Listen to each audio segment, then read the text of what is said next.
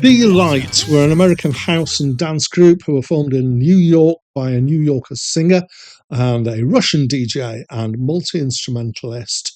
And they were later joined by a Japanese/Korean DJ.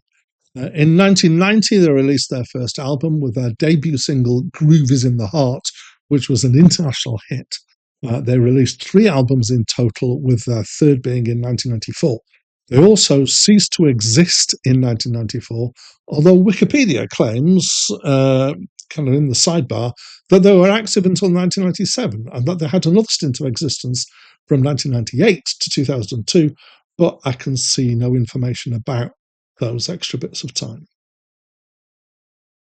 Hi, my name's Dan, and this is a review of the album World Clique by Deee-Lite. It was their first album.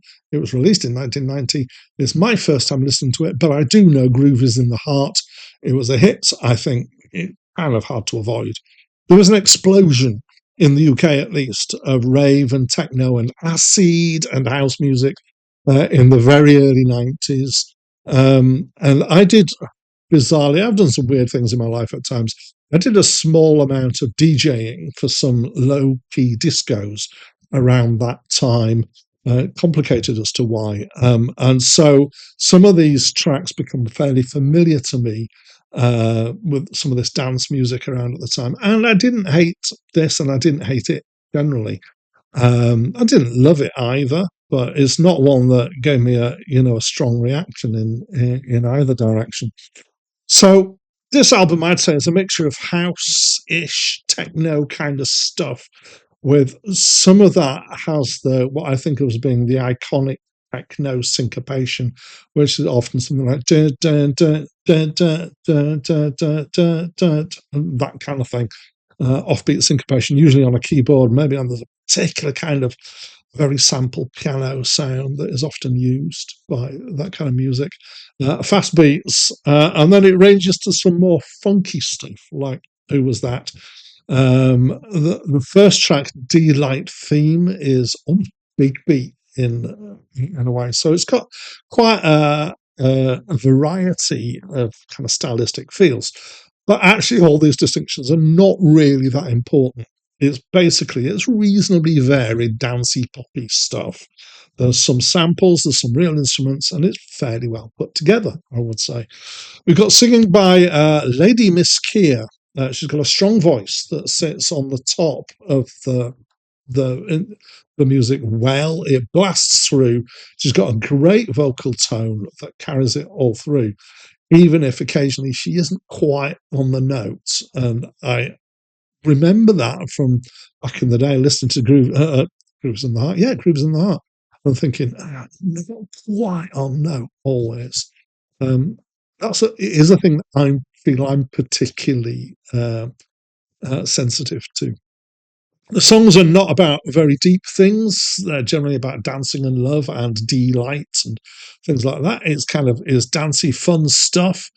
It did make me think about albums of dance music. So albums are not the natural format, I would say, for anything that's basically dance music. Once we get into the use of records for dance forums rather than live bands, I think the natural format for dance music is the single. And then as we get into the 80s, the 12-inch single in particular, as the extended remixes in the club.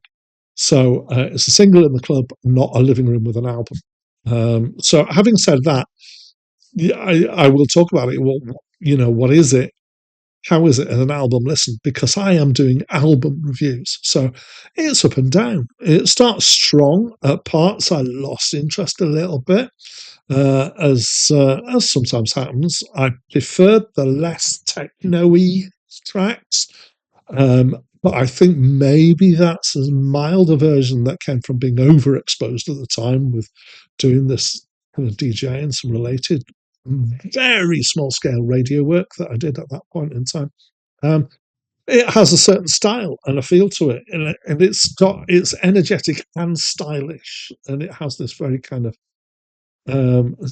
colourful 60s visual styling, but that works with the musical styling as well that goes behind it. So there's kind of a distinctiveness to it through that. So I quite enjoyed it.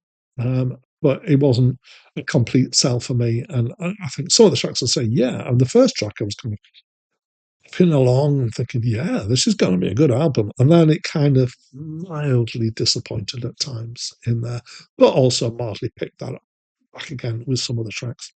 So that's what I think. As always, I'd love to know what you think of the album. So please let me know by leaving me a comment. But that's it from me for now.